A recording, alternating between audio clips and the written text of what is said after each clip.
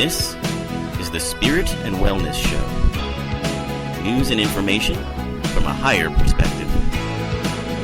With your host, Harry Wilkinson. Yes, hello, this is your host, Harry Wilkinson, and welcome to the Spirit and Wellness Show. This is the show where we take a look at the days and weeks events, happenings in the world of politics, health and well-being, international news, media, entertainment, everything that affects our lives, basically. And we take a look at it from a higher perspective. We take a look at it from a spiritual perspective. My point of view is along the lines of metaphysical thought, with the idea that we create the world around us, that we are more than our physical being, and that our highest level, our highest level of being, we are creating all of the things that we interact with in our everyday, mundane, daily lives, and we do so in an effort to experience and observe and feel things that in our ultimate selves, our highest level of selves, we don't get a chance to do. So taking a look at the world from that idea, the idea that we are creating everything that's going on, and therefore we're the ones putting energy into it, and we have the ability to take that energy back, change it, so forth and so on, is a big part of what I talk about here on generally a weekly basis. I like to look at news stories that tend to be pretty prevalent in the world, and kind of get a perspective on it that I think might be, well, healthful to me, and then if it's healthful to me, I think that perhaps that might be helpful to someone else along the way. A lot of times when we take a look or we hear these stories that come across the media, we can, feel pretty despairing. We can. They're designed to make us feel that way, by the way. They're designed to get our attention by pushing our negative buttons, if you will. Finding a way to interact with that, to take that in and transform it into something positive is a really powerful tool. And that's what we do here most of the time. Now, today, I'm not going to be focusing so much on stories going on in the world today, as I am going to have, as the title of this episode suggests, we're going to have more of a focus on wellness today, because sometimes the nuts and bolts, tips and things about personal wellness, I don't get to spend a lot of time on because of the time limitations on the show, number one, and often so many of the other things that get discussed kind of overshadow or overwhelm those aspects of the show. So I like every now and then, and probably will do more in the future, I like to focus on just sort of personal wellness, and tips for things that you might be experiencing, or people you love or know might be experiencing. Ways to reduce stress, helpful uses of yoga poses, ways to prevent certain illnesses, things of that nature. So today we're going to be talking about that quite a bit. We're going to look at stress and ways to deal with stress using Tai Chi. And also we're going to talk about reflexology, what reflexology is and how that might be helpful in dealing with anxiety. We are going to look at allergies. It's an interesting study about children in Amish country and their um, immunity from asthma. So we're going to take a look at that. We're going to take a look at peanut allergies, which is a big deal these days, particularly if you have kids. And what does that mean? And do they move out of peanut allergies or what? So we're going to take a look at that.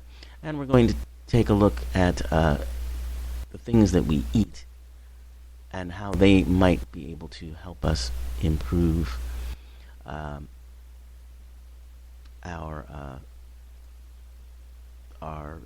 health and our not just our health, but excuse me,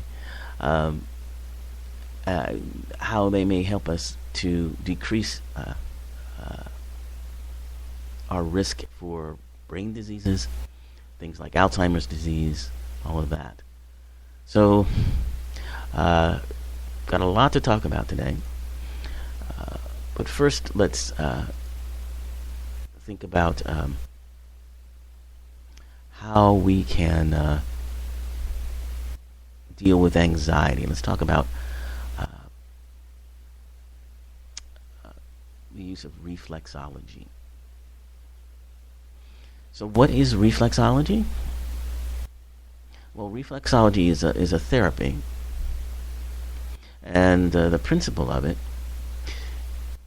is that there are small and specific areas in the nerves of your hands and your feet, and that these nerves correspond to specific muscle groups or organs of the body.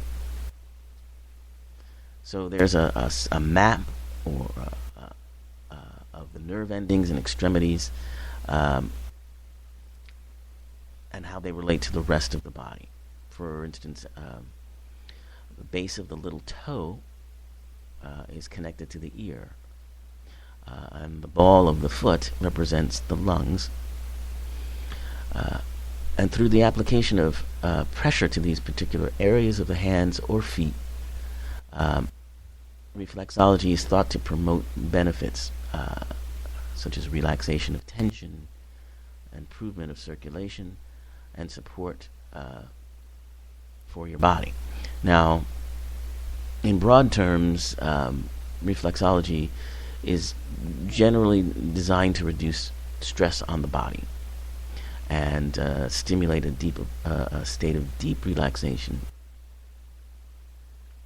where the balance of the body's chemical systems is at its best point. Now, the best evidence apparently from researchers in the UK who've done a lot of research on this particular therapy is that it doesn't, while generally it may reduce stress, reflexology isn't thought to be an effective treatment for any particular medical condition. But stress relief is a big plus in this particular type of therapy.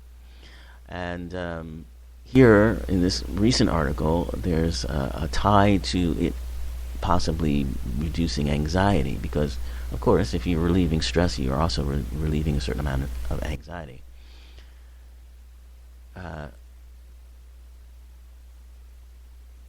So, apparently, the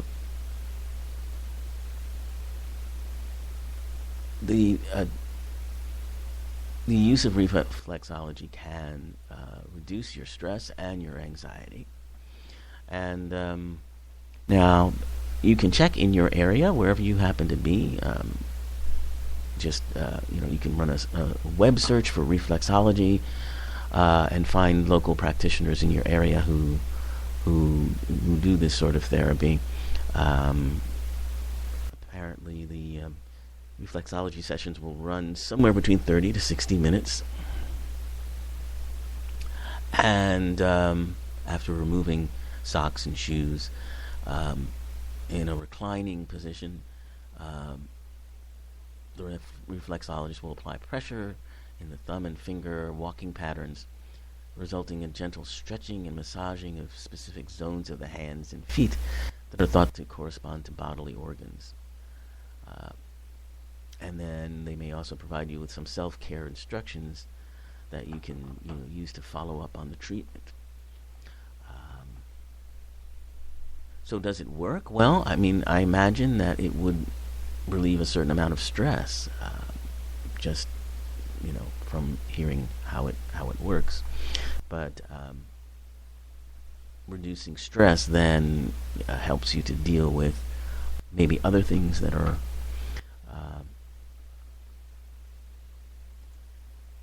giving you some difficulties. So we are going to talk about that a little bit more, but also let's talk about another approach to dealing with stress, which of course is meditation.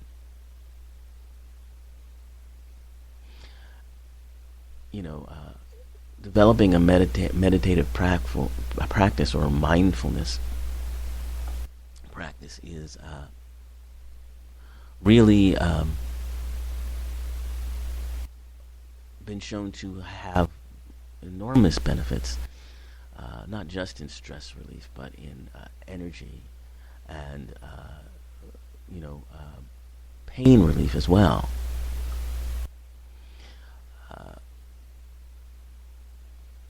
And so, one of the best things I think you can do is begin to think about developing your own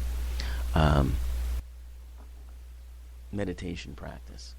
So a lot of people have trouble, meditating. They experience, they try to settle down and they experience all kinds of thoughts going through their mind, and they feel like they can't meditate successfully.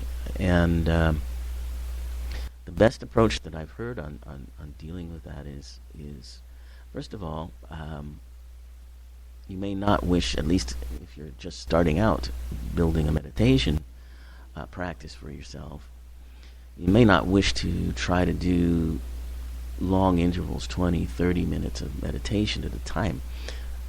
That's a long time. And first of all, you may not be able to get that amount of time clear where you can do that. And secondly, it may be more than you can do when you're just beginning. A simple 5 minutes in the morning and 5 minutes at night, where you just go within and let everything wash over you. There are things that are going to jump up right away. There's going to be images, ideas, thoughts. You let them rise up, and you let them go, fall away. It's like like waves. If you try to block them or stop them from coming, well, you just make them even stronger. So that generally doesn't work. You have to kind of sit with them and breathe through them and let them and understand what they are, which they're just little energy spikes in your overall energy wave, and just watch the spikes go up and down.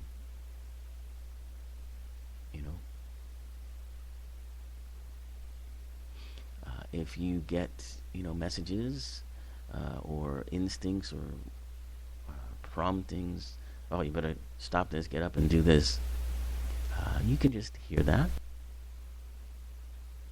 and you can just accept that and say thank you and let it go.